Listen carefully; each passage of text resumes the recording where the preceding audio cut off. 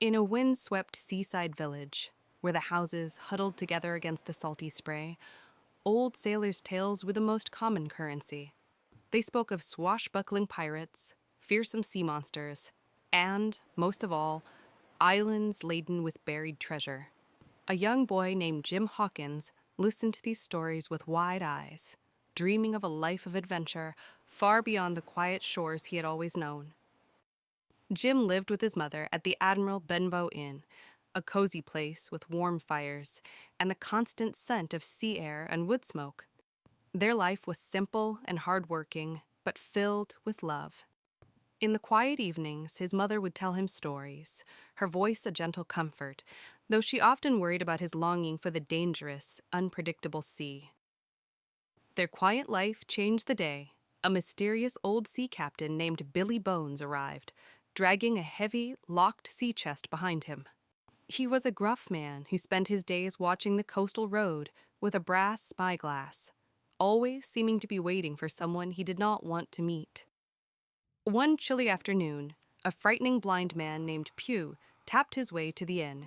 He found Billy Bones and pressed something into his hand, a small piece of paper with a single, terrifying black spot on it. It was a pirate summons.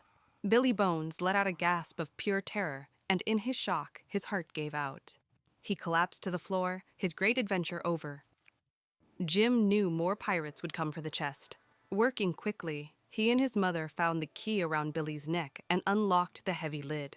Inside, amongst old clothes and trinkets, were sacks of gold coins and a sealed oilskin packet. They grabbed the oilskin packet and fled into the dark night.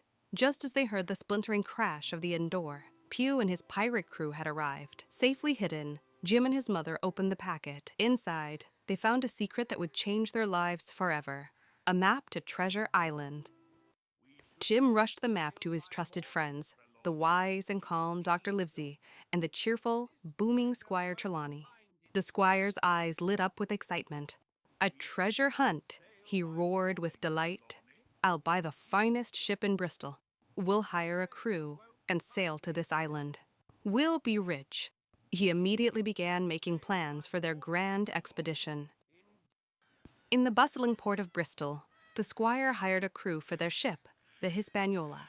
He was most impressed by a charming, one-legged sea cook named Long John Silver.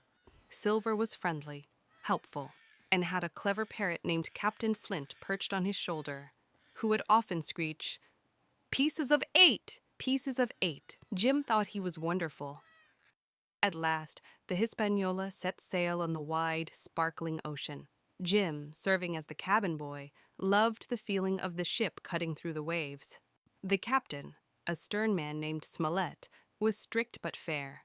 The days were filled with adventure, watching dolphins race the ship and learning the ways of the sea under skies that swirled with brilliant color. One evening, Jim climbed into the ship's apple barrel to get a snack. As he hid in the dark, he overheard a shocking conversation. It was Long John Silver, and he wasn't just a cook. He was a notorious pirate captain, and most of the crew were his loyal men. They were planning to wait until the treasure was found, and then take the ship and all the gold for themselves.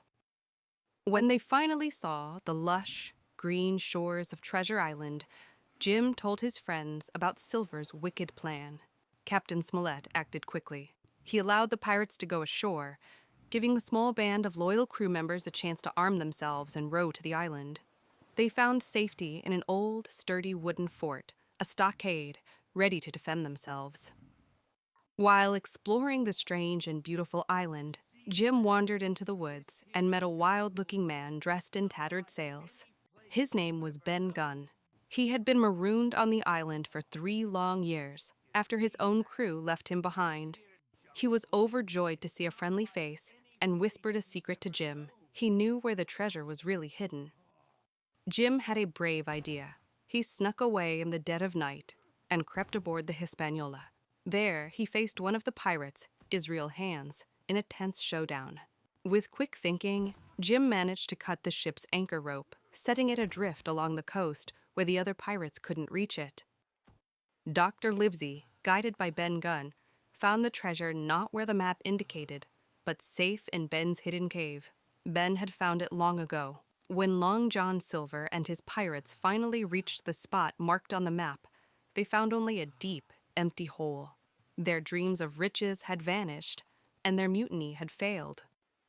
With the treasure safely loaded, Jim and his friends sailed for home. They left the mutineers on the island to fend for themselves. Long John Silver, however, managed to escape one night in a small boat with a portion of the gold and was never seen again.